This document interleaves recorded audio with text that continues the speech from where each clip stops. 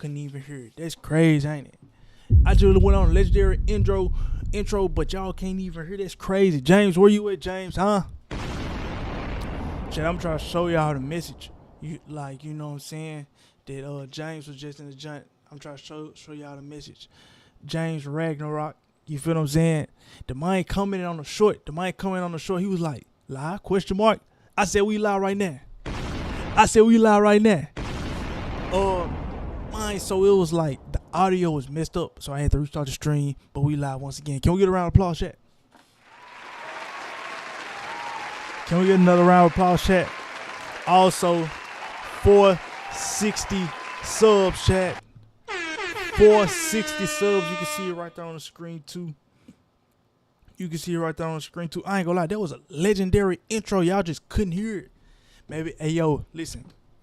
It be like that sometimes. It was a legendary intro. Y'all just couldn't hear it, chat. It be like that sometimes. I ain't gonna lie to you. You feel me?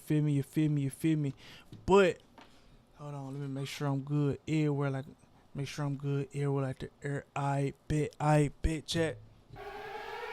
Wrong sound effect.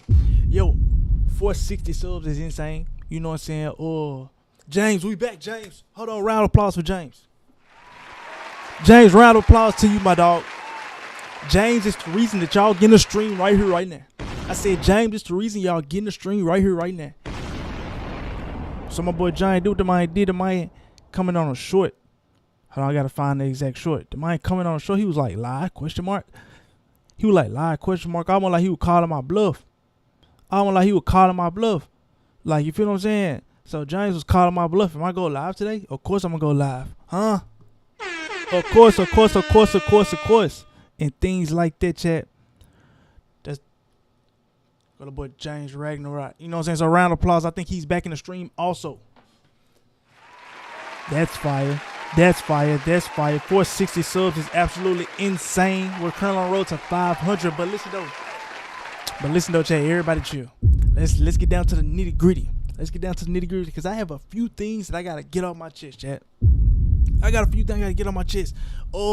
been a minute since I talked to y'all about the World Cup, huh? Let's talk about it. Adidas won the World Cup. Adidas won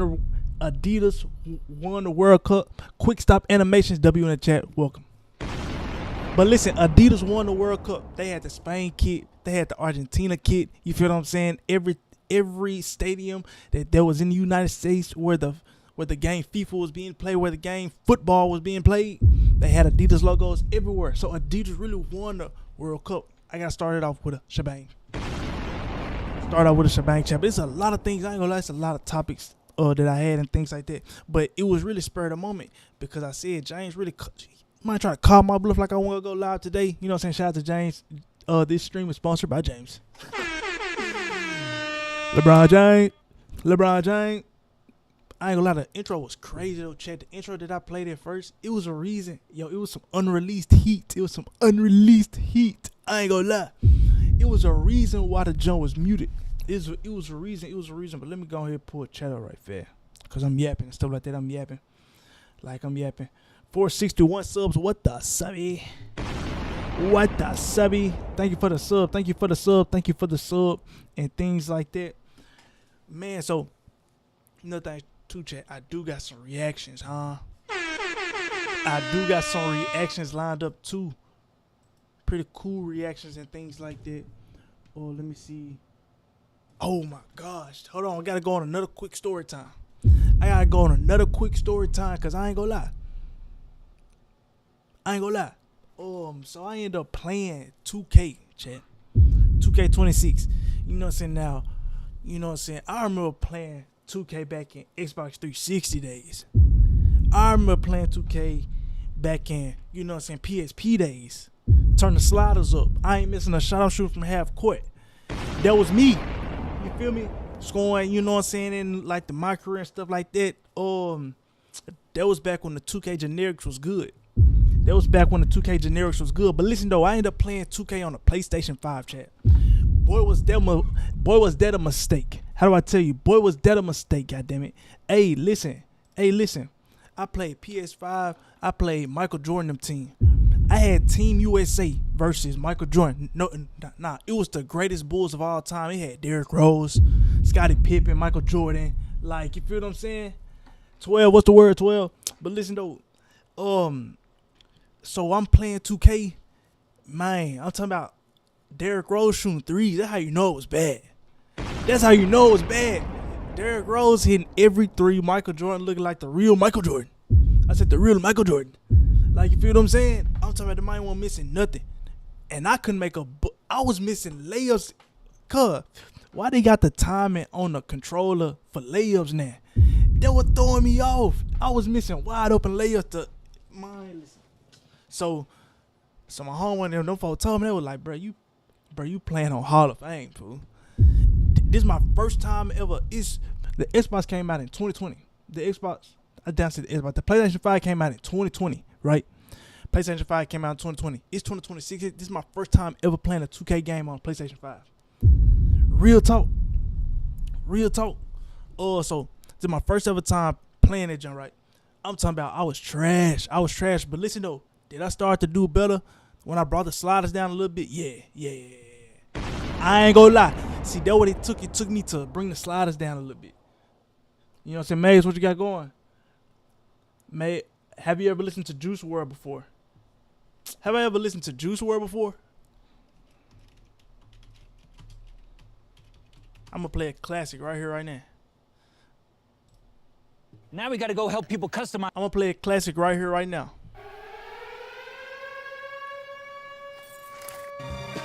I told her ride it like a rental. It's just a rental. I'm not without the sentimentals. Just keep it simple. Maze 55. See, you don't know about this joint right here. You don't know about this joint right here, Maze. Skirt. After this song, finna go ride some dirt bikes. I ain't gonna lie, James. You don't know about this song right here from Juice WRLD. You hear me? In the hills, fucking up all the happy houses. I told her ride it like a rental. It's just a rental. I'm not with all the sentimentals. Just keep it simple. You wanna know what I'm into, so you can get into it. I ain't trying to get into it. I done been through a lot of shit, been on my mental. I done been through it. Niggas say they gon' kill me. Nike just do it. Bitches say they want the real me. They sound real stupid. I already told you my relationship with Cupid. This shit don't ever work. My heart cold. It's been cold since I threw it to the South Pole. AP two-tone, yeah, my wrist cold. Straight flawless, the brightest of crystals. I'm a diamond in the rough. Come on, Chad. I told her ride it like a rental. It's just a rental. Come on, Chad. That's a classic. That was a classic. Play some Glock 9. Hey, now that's somebody. I ain't gonna lie, I ain't too familiar with Glock 9. Majestic, I ain't too familiar with Glock 9. I ain't gonna lie to you. But, damn, what was I yapping about, chat?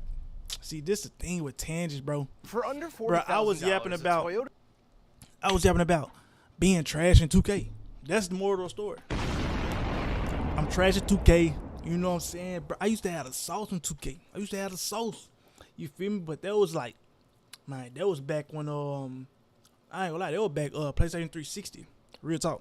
It's been a long time. Nevertheless, though, chat. Some other things that we're gonna kind of get into as well. I do got some reactions planned, I ain't gonna lie. You know what I'm saying? So we got the Toyota John, the Toyota Coupe. The Toyota Coupe. I ain't know Toyota had a coupe. None the wiser. Then we got the Benz. Bro, you gotta get on it. Bro, Majestic, drop a Glock 9 song, fool. Bro, you got one chain, you got one song, one Glock 9 song. I ain't gonna lie, and if it's trash, I'm gonna let you know. But if it's good, I'm gonna play it again. You hear me? I ain't gonna lie, this a banger reacts though, too. This a banger reacts. Oh my God. And the whole time, shout out to my auntie Ashley. Love ya. Love ya. You know. Let's see though, chat. But I ain't gonna lie. Talking about. I bet that, bro. Hold on. Let me pull this joint up.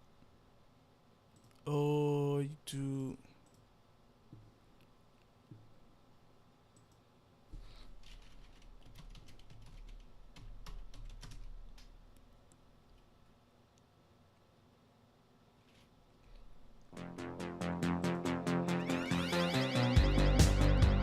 What the hell is that? Oh, it's a damn video. I know what the Glock 9 talking about. I got cap lock on.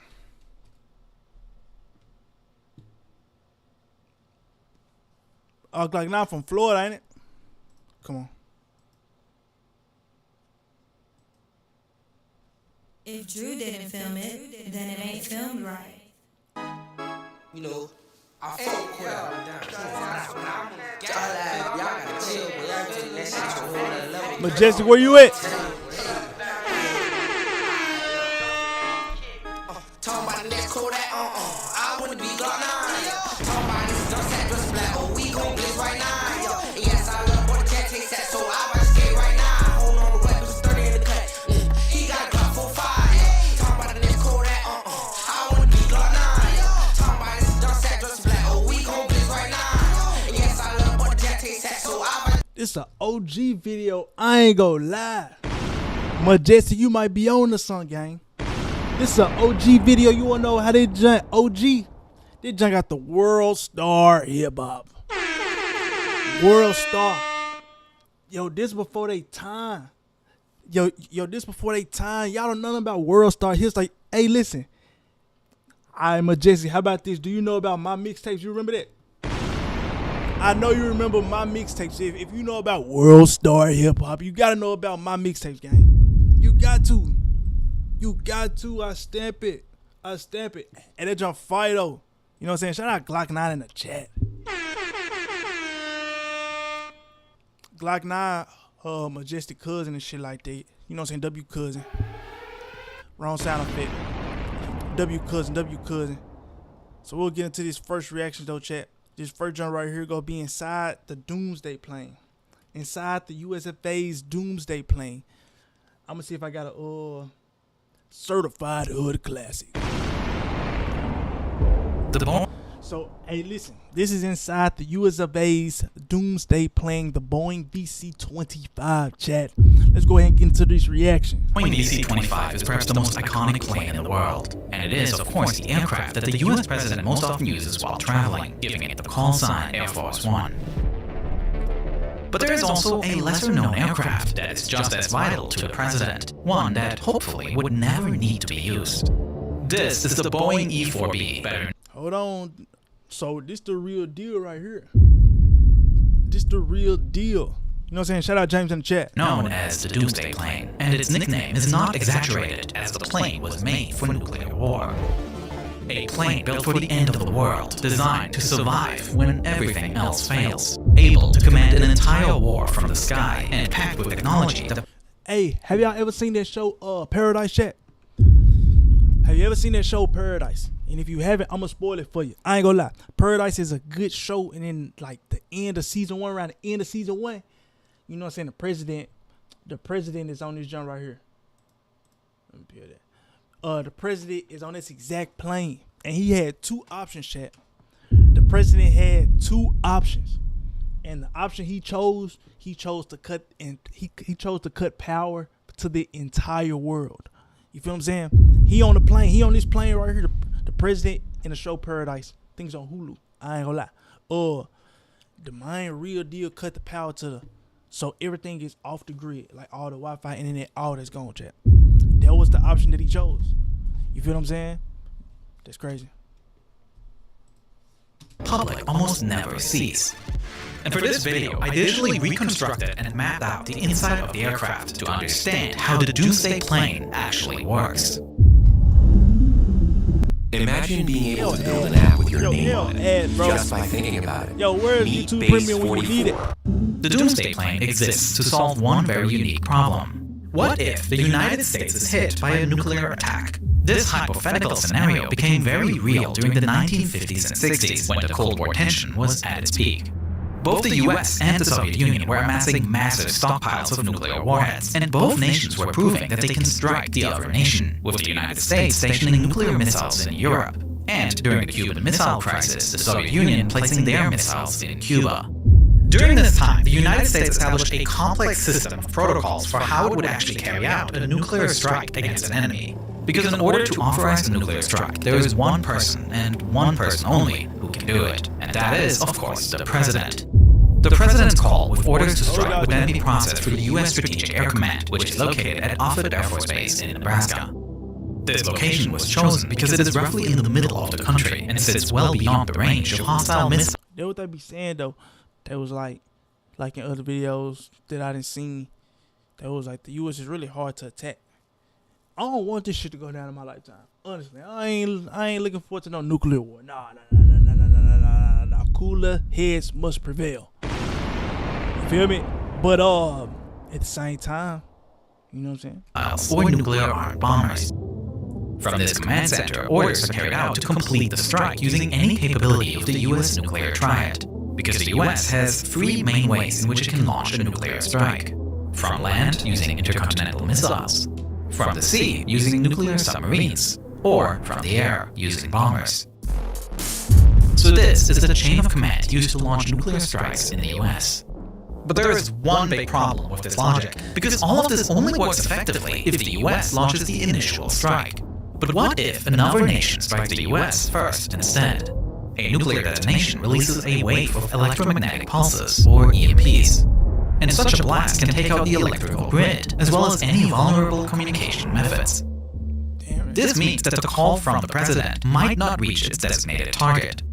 Additionally, important command centers, such as the Pentagon, the White House, or even Offutt Air Force Base itself, might be targets during a nuclear attack and could be taken out. Therefore, the US wanted to prove that even if they are hit first, even if American cities, military bases, and command structure is wiped out, they can still strike back. This idea became known as mutually assured destruction. If any country does attack the United States, the US will be able to retaliate. And so, Operation Looking Glass was established. This Operation Looking Glass. Oh my gosh. is the name for a series of aircraft, specifically EC-135s, that are designed to take over nuclear command authority should anything happen to ground control. And they in the sky. Yo, that's insane, chat. At Offutt. Its name comes from its mission. It is meant to mirror or be a looking glass for ground control. And so, Boeing KC-135 Stratotankers were stripped and retrofitted with communications equipment to make sure they have the same capabilities in the air as they would on the ground. But planes that are parked on the ground are easy targets. And so, beginning in 1961, Operation Looking Glass goes on 24/7 airborne alert. This means that at least one of these aircraft is in the air at any given moment. This way, even if the entire Looking Glass fleet is destroyed, there will still always be at least one EC-135 in the air that can take over nuclear command. What is almost unbelievable to me is that this airborne alert lasted for a staggering 29 years, from 1961 to 1990. For any given moment, day or night, of those 29 years of US history, there always was at least one EC-135 in the air, ready to launch a nuclear strike. Only in 1990, just as the Cold War was cooling down, the constant airborne alert was halted. But even then, there's still always at least one plane that remains ready to take off within minutes. Eventually, in the 1970s, these EC-135 aircraft were replaced by more modern Boeing 747-200s, retrofitted with all the communications equipment needed to keep the president. James, I ain't gonna lie to Johnny, you're crazy. That is crazy though. But Jesse definitely right. This just the stuff this just the tip of the iceberg, as they would say. Huh? Talking about Operation Looking Glass. These folks crazy. James, this is crazy, bro. I agree, real talk. You know what I'm saying? Connected to anywhere in the world. And these Boeing 747s make up the doomsday plane fleet that is still being used to this day. So let's take a look inside to see what makes this such a unique aircraft.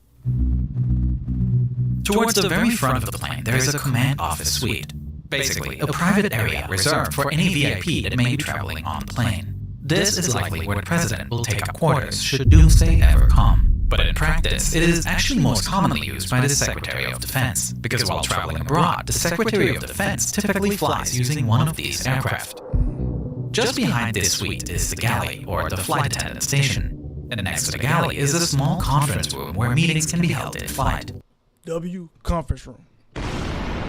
How much money, how much money will be in that comfort room if this shit was to go down, right? Yo, because I don't think it's just gonna be the president and his people on this plane. It's gonna be a lot of important people on this plane if shit was to go awry. Real talk. Almost like a flying situation. That's a W conference room though. Hey, we inside here straight business. You dig? Straight business. It seats up to 9 people and could very well be the room where the fate of an entire nation may be held if the United States ever enters nuclear war. So it may not be money, but it's a whole lot of power. Hey, shit. The more you know. Just beyond the conference room is a briefing area. Here, a podium is set up so that leadership members can address their staff. There are also multiple phones, as maintaining contact with military units, government agencies, and command centers That's around the most important part, especially like you in the sky. You know what I'm saying? the world is one of the aircraft's primary missions. And during foreign visits, this area also doubles as a press room where journalists can be seated and press conferences can be held mid-flight. Check this out. I'm going to show you how I afforded this card. Okay, you ready? All right. Continuing on past this room is the battle staff area. This is the largest room inside the plane. Here, several workstations are set up and you'll find equipment you'd expect to see in a typical office setting like computers, phones, printers, and copiers. It is essentially a cubicle space. From here, the military staff can track unfolding events and can help coordinate a response to a national emergency. Just past the battle staff area is the communications section. This is where the aircraft's communication specialists work to maintain contact with different military units.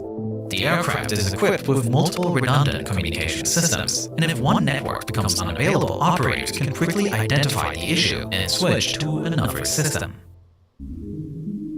Also monitored from here is the aircraft's survivable super high frequency, or SHF system. This system is located in the distinctive hump on top of the Yo, I was wondering what there was, Chad. I was wondering what there was up there. aircraft, and inside it there is an antenna that transmits very short radio waves, capable of carrying large amounts of information across long distances. This system is primarily used to establish direct links with US military satellites in orbit, providing a highly secure means of communication, even when other networks are unavailable. And just below the communications workstation sits probably the most complex piece of communications equipment on this aircraft. In the middle of this room sits a compartment containing a spool of antenna cable. This cable can be deployed while the aircraft is in flight. Then, the wire is reeled out through the back of the plane and it is trailing behind it through the sky. At full length, this antenna extends a staggering 5 miles. This enormous length is needed to create a very low-frequency antenna. Very low-frequency radio wavelengths are absolutely massive, stretching for miles. And to transmit them effectively, you need an antenna that is at least some meaningful fraction of that wavelength. When this antenna is in use, the aircraft typically flies in gentle banking turns, which helps to keep the wire stable and hanging in a more controlled position behind the plane. Basically, the jet has to carefully fly in circles while dragging the cable behind and below it. The benefit of transmitting at these frequencies is that they can travel incredibly long distances, and, more importantly, they can partially penetrate seawater, which means this aircraft can communicate with one of the most critical parts of America's nuclear arsenal, ballistic missile submarines hiding below the ocean. Listen, they figured it all out, Chad. Chad, they figured it all out, bro. I ain't gonna lie, that was the most smartest, cause you would think like what they trying to do, but they already said communication is the key thing when it comes to this doomsday plane. They trying to get in touch with the people that they need to get in touch with. You know what I'm saying? And man, like I said, if it was all go down, communication would be the most important thing, especially in this day and age. Like, if we just think about our phones, even our phones, like we slick take it for granted how it's like everybody it's just one call away. You feel what I'm saying? 2 operators can sit at the station to deploy and monitor the antenna, and a periscope lets them see the cable while it is trailing behind. These operators can then communicate with the pilots to ensure that they are flying the aircraft at the right speed and height to make sure turbulence doesn't damage the antenna. Located just above this room is a small section with additional seating, as well as the crew rest area. The Doomsday plane is capable of mid-flight refueling and is designed to stay in the air for extended periods of time. If necessary, the plane can stay in the air for an entire week without ever needing to ground. By that point, the aircraft could have theoretically circled the Earth more than 4 times, all without a single stop. And the only reason the plane would need to land after a week is because the engines would run out of lubricant. And just in case this rest area isn't enough space, there is an additional one upstairs as well, just behind the cockpit. One thing that sets this plane apart from other Boeing 747s is that many of the airplane systems have been specially hardened to ensure that they can survive the electromagnetic blast released during a nuclear strike. The plane's windows are covered in wire mesh that helps prevent powerful electromagnetic pulses from damaging sensitive systems. And even in the time of modern glass cockpits, most of the controls in this plane remain analog, another precaution to protect the Doomsday plane from a potential EMP blast that could disrupt sensitive electronic equipment. Everything about the Doomsday plane is set up to support the President and Secretary of Defense if the day of nuclear war ever comes. It is an essential... Chat, 465 subs. Oh my gosh. 465 subs. I just looked over and seen 465 subs. Thank you all. Can we get a round of applause for the chat? The chat has been absolutely on fire. The chat has been on fire. You feel me? 465 subs. Thank you all. Thank you all. Thank you all. Wow. Thank you all. Thank you all. Thank you all. That's a W. Get back to the video. Aspect of deterrence for the United States, and these are just the E-4B, of which there are 4 aircraft. These are operated by the U.S. Air Force. In addition, there are also 16 E-6 Mercury aircraft that are operated by the U.S. Navy, with somewhat overlapping responsibilities. Together, these aircraft create a highly redundant command and control network. If critical infrastructure on the ground is damaged or destroyed, many of the same functions can be shifted into the air, helping ensure that orders can still be transmitted and received during a national emergency. W formation. L and W formation. L and L and. To me, the airborne leg of the triad remains one of the most fascinating elements of military technology. And no aircraft embodies this better than the B-2 Spirit, a bomber so advanced that more than 3 decades after its first flight, it still looks like something from the future, capable of flying at high That's a fact. I done seen this plane a lot, you know what I'm saying, on the social media. Sonic speeds. The bomber can be... This one of them ones, Chad, I ain't gonna lie. Just one of the ones, like, if you see this pass above your head... If you see this pass above your head, you know something going on, chat. Listen, you know something, something is happening. Oh my gosh, just imagine how this sounds like in person. Anywhere in the world in less than a half day. Less than half. My friends over at Mustard have made an incredible documentary covering how the B-2 was developed. And they are using incredibly detailed 3D animations to visualize what makes it such a remarkable aircraft.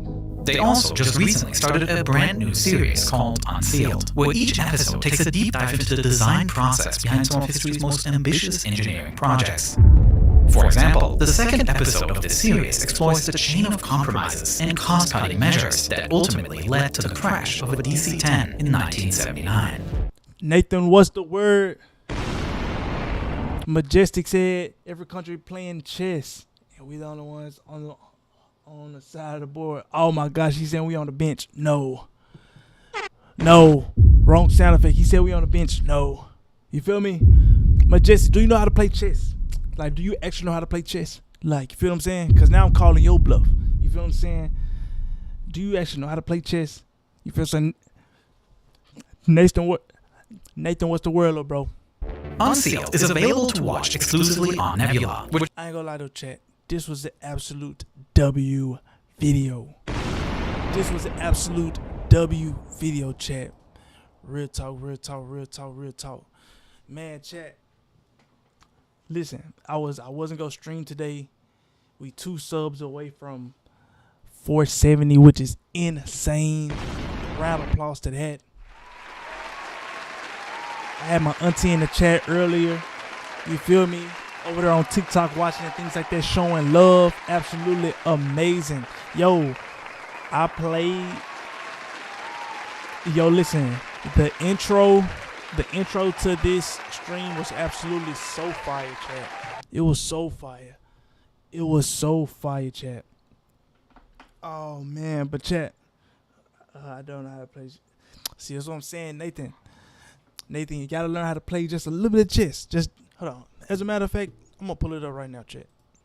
I'm gonna pull it up right now, chat. I'm gonna pull up the chessboard right now, chat. You feel me? Alright. Alright, oh my gosh. Alright. Shit just got real. Shit just got real, chat. Shit just got real, chat.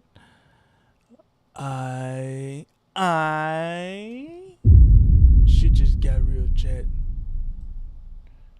You feel me?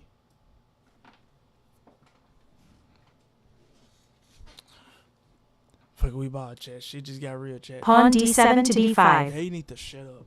They need to shut up, chat. They need to shut up. Hold on, boom.